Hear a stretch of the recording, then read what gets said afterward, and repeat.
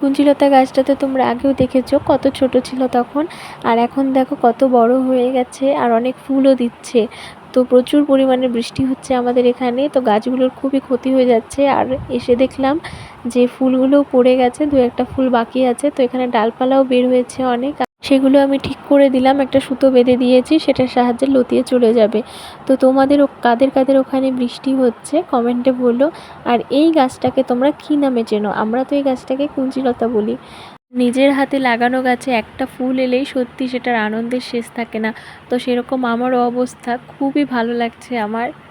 কারণ এই গাছটাকে আমি অনেক দিন ধরে খুঁজছিলাম আর অনেক দিন ধরে ভাবছিলাম যে গাছটা লাগাবো, কিন্তু কোথাও খুঁজে পাচ্ছিলাম না চারা।